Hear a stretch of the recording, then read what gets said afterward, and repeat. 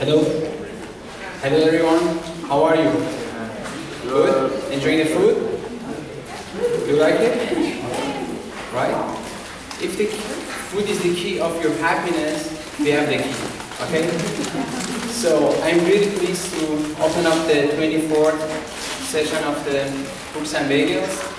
So today we have slightly changing the program. Before this we had 3 speakers. So we realized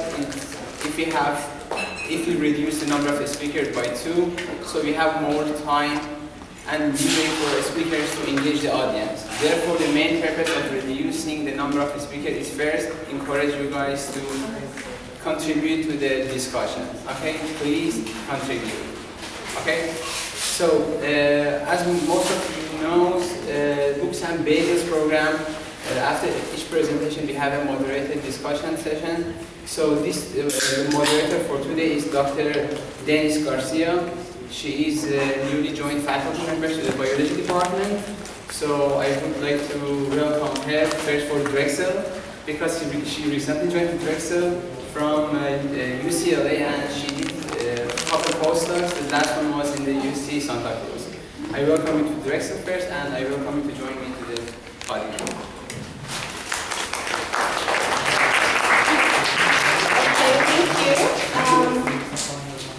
So I'm really excited and honored to have been nominated to moderate today's Books and Bagels discussion.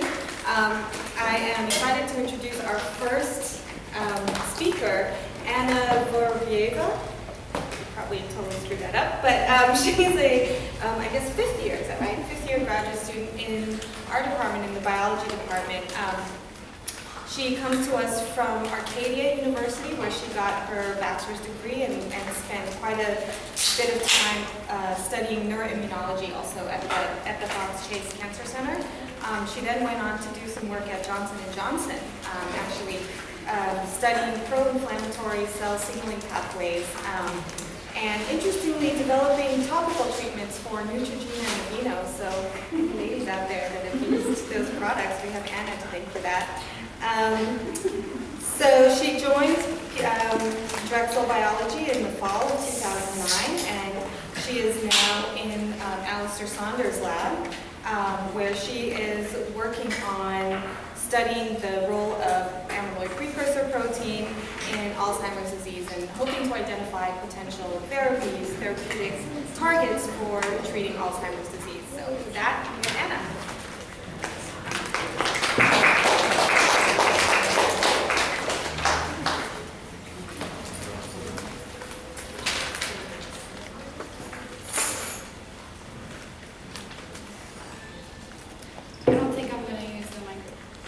I'll just scream at everyone. So, Dr. Garcia, thank you for such a lovely introduction, and I'm also very excited and honored to have been nominated to be a speaker today here at Books and Bagels. So this is my first time here at Books and Bagels, so I'm very excited and very interested, and you will definitely see more of me here. Okay, so today I'm going to discuss the topic on which I have been working on for the last 4 years and now for my 5th year. So this is probably going to be a little small, and I apologize. I didn't think that the screen might be this size, but just bear with me. I'm going to try and be broad. So today I'm going to discuss cognition, memory, and Alzheimer's disease, and possibly some therapeutic avenues which we have identified in Dr. Alistair Saunders' lab. So with some background information, so the brain is composed of neurons, right? And when we're born, we have approximately over 100 billion neurons. And scientists have speculated that we continue to have neurogenesis, or the birth of more neurons, up until 2 years of age. After which point, scientists believe that there were no new neurons or neurogenesis happening in the brain until recently. Recently, scientists have identified that even in the adult brain, there's still neurogenesis, and it's heavily associated with learning, more learning and more memories being created. So adult neurogenesis we have identified happens in a region of the brain called the hippocampus, which I'll show you a slide in the next, or I'll show you a picture of, animation of in the next several slides. So the hippocampus is a specialized region of the brain which neuroscientists associate with learning and memory. And so some of my particular very favorite memories are, here's a picture of Moscow. So I was born in Moscow and raised there until I was about 11 years old. So I hold those memories very dear to me. And I think that if I were to ask each one of you to think about a very particular memory that you have, that you hold dear to yourself, you can also appreciate the memories that you have. So a little bit about memory now. Scientists have grouped various kinds of memory. So we have long-term memory, we have short-term memory. Long-term memory is your brain's way, or the systems that we have for storing, managing, and retrieving memories. So this is more conscious work, right? And the short-term memory is just as it says, it's short-term memory. It's also known as working memory, and so this is a very short period of time where you can recall something after being told or tried to memorize something, for example. So that is something that's going to stay in your brain for a short period of time until your brain decides whether you're going to store that for long-term or you're going to dismiss that memory.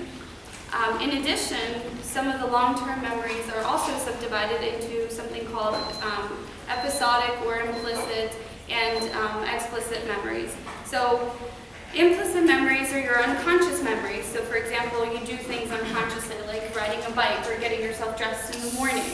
The explicit or episodic memories are your memories that you need conscious effort to retrieve those memories. So for example, if I were to think about where I was born, right? So Moscow, that is, if I were to think about my route to school in Moscow when I was a child, those are memories that require conscious thinking and conscious retrieval. Episodic memory is, as stated here, it's a memory of an event, for example, or facts. So there's 3 steps to making or acquiring these episodic memories. Encoding, which is the beginning, right? So you encode a memory. Then you consolidate it and you make it into a long-term storage memory. And the third part is the retrieval. So that is the conscious work that your brain does to retrieve a particular memory. And to give you a little bit of an anatomy background, so here you see an animation of a brain, and I know for some of you it might be a little difficult to see, but maybe I can use my cursor.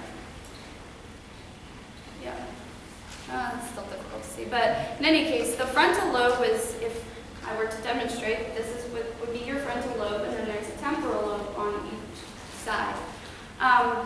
For people who have damage in the frontal and the temporal lobes, we see that they have disorganized encoding and retrieval of memories. So, for example, memories still happened if your frontal and a specific region of your temporal lobe. If those lobes are damaged, memory will still occur, but you will have disorganized retrieval and encoding. So you may need, for example, a cue to remember something. If I were to ask you, what is your neighbor's name, you may require a cue such as a place of meeting with that person. That would be a cue to help you remember or retrieve that memory. So memories still occur, but there's a disorganized retrieval and encoding. But in regions like the hippocampus and the medial temporal lobe, right? So the hippocampus sits in the medial temporal lobe of the brain. If there's damage to those areas, the encoding is completely ablated, and therefore if you cannot encode, if we go back to step number 1, if you can't encode a particular memory, which the hippocampus is vital for, then therefore you can't, one will not be able to store it or retrieve it. So the step number 2 and 3 of episodic memory will not occur. So this is what we see in Alzheimer's disease. We see that there's the disappearance of memories. People tend to forget things, even long-term stored memories in severe cases in late Alzheimer's. So now I'm going to give you a little bit of a background about Alzheimer's.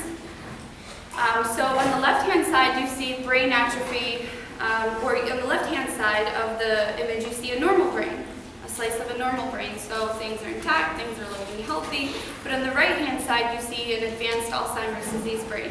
And this is where you see the cortical tissue significantly decreased, and you see the overall size of the brain significantly decreased. And what's really important here to note is that on the bottom left-hand side, you see these giant holes. So that's where the hippocampus is supposed to be. So there's a complete degeneration of the hippocampal tissue in Alzheimer's disease, which makes sense because we see one of the clinical presentations of Alzheimer's disease, one of the most significant ones, is the loss of memory. So Alzheimer's disease was identified approximately a little over 100 years ago by a German physician. His name was Alois Alzheimer. And today, Alzheimer's disease is the 6th leading cause of death in the United States, and there's no cure for it, so which makes it very vital to try and find a potential therapy for it. It's very costly as well. So, for example, in 2013, we know that Alzheimer's disease treatment will be costing the nation approximately $203 billion. So that's a lot of money that we're using to treat Alzheimer's, to care for Alzheimer's disease patients. So therefore, there's a financial as well as a social and a clinical reason to find a cure for it. What's also is very interesting is that over the last 10 years, we have seen that we can decrease the number of deaths as a result of breast cancer, prostate cancer, heart disease, stroke, and HIV. So over the 10 years, we've been able to decrease the number of deaths with that through therapy. However, for Alzheimer's disease, we've not been so successful. Instead, the numbers have increased. Some of the risk factors for Alzheimer's disease are obviously genetic. There's several mutations that we know that cause Alzheimer's disease. However, there's also something called late onset Alzheimer's disease, for which we don't have identified genetic factors for. We still do believe that there's a genetic reason for that. We just don't know what those genetic mutations are. Other factors are education, lifestyle, and obviously age. Age is the greatest risk factor for Alzheimer's disease. At the molecular level, there are 2 hallmarks to Alzheimer's disease. We're going to get into some genetic and protein terminology here. So there's a protein called tau. Tau is a protein that stabilizes microtubules, and because neurons have these long axons that are very vital for the brain to function properly, tau is responsible for stabilizing these microtubules that allow the structure of the axon. When tau is hyperphosphorylated, these microtubules break down and dissociate, and thus that we see that there's a breakdown of axonal tissue. In addition, another hallmark is the amyloid plaque. I'm sure most of you have heard that. The amyloid plaque is it's composed of a small peptide called amyloid beta, which is a subproduct of the proteolysis of a protein, a bigger protein called amyloid precursor protein. So here in red, you see the amyloid beta peptide in red. It's part of a bigger protein called APP, which is cleaved by 2 different pathways. One pathway we refer to as the amyloidogenic pathway, and one pathway is referred to as the non-amyloidogenic pathway. This protein can be cleaved in such a way where it doesn't create amyloid beta, and therefore you can imagine that people that do not process APP in such a fashion will not have plaques, which are then the causative agent of Alzheimer's disease. We, in our lab, focus on the amyloidogenic pathway because it's the pathway that leads to plaque formation. The major enzyme that is responsible for this cleavage are the 2 major enzymes in this pathway are beta, the beta amyloid cleavage, which is depicted here, and the gamma amyloid, or the gamma secretase cleavage. This leads to the generation of amyloid beta, so therefore a lot of pharmaceutical companies have targeted gamma secretase as a target for therapeutic intervention. So in our lab, we found 2 particular drugs. I will refer to them as drug A and drug B in the next few slides. So drug A is my project, my thesis. And so this drug I believe targets gamma secretase and therefore precludes amyloid beta generation. So this is a biochemical test. This is something we refer to as a Western blot, where we take a pool of neurons, we treat them with either a vehicle or drug A in this particular case. We lyse these neurons and we separate the proteins in that sample by size. And then we probe with particular antibodies to see how much protein is in each sample. So here for vehicle and drug A, we look at the full-length APP protein, how much of that we have in each sample, and then something that we refer to as CTFs, or the C-terminal fragments. This is what allows us to identify how much gamma secretase cleavage is occurring on the APP, amyloid precursor protein. So with drug A, we see that there's an increase in the C-terminal fragment. This strongly suggests to us that the gamma secretase is somehow inhibited when I apply drug A to these neurons. So this is good, right? So potentially, when we quantify the data, we see that there is an increase in the C-terminal fragment, as depicted here on the histogram. So this is suggesting to us this is gamma secretase. And finally, what is the most important part is that we also analyze amyloid beta, that small peptide, how much amyloid beta is generated when I apply drug A to neurons.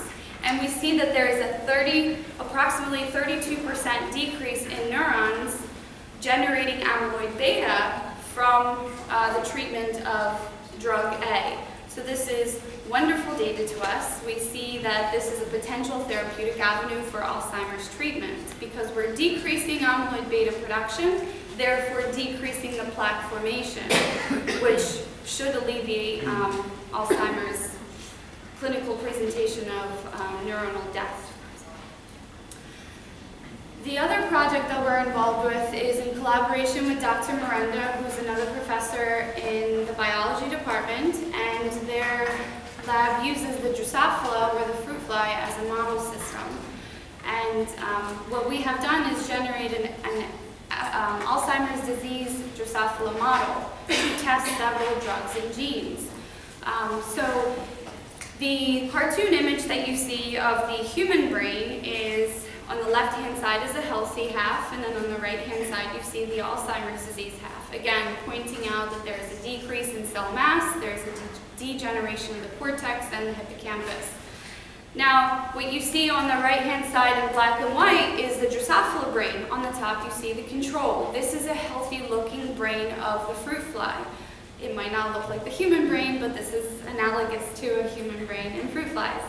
And we see that in the Alzheimer's disease model, so the black and white figure right below the control, we see that there's a significant loss of the two lobes, these two major lobes. Those lobes are equivalent to the hippocampus, the human hippocampus. So fruit flies can learn and they can memorize as well. And there's a scientific assay that we use for that. But we see when these Alzheimer's disease fruit flies are treated with a vehicle control, we see that cell death happening, right? And so when we use a drug B, which we feed the fruit flies with drug B, we see that there's a rescue effect. We don't see as much cell death in the fruit fly brain. In addition to, we have also been able to quantify how much these fruit flies learn. So we see that with drug B, the fruit flies can learn and memorize, and their long-term memory is still somewhat intact and is better than that of the vehicle-treated fruit flies. This is very exciting data because these two drugs can potentially be used for Alzheimer's treatments. And what's actually even more exciting, if I could go into a little bit of a background for each drug, each of these two drugs are used for other therapies. One is an immunosuppressant, and the other one is a drug that targets a particular signaling pathway that is vital, or that it plays a role in cancer. So the goal of our lab is to understand Alzheimer's disease better at the molecular level and to also identify other risk genes that could potentially play a role in Alzheimer's disease.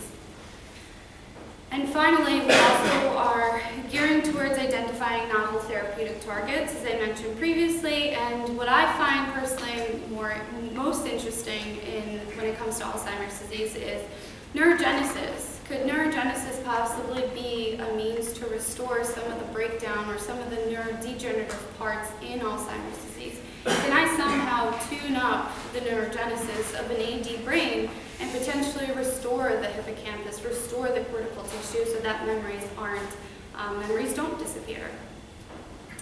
So my thesis is about drug A. Drug B was an example of a previous student that just recently graduated from our lab.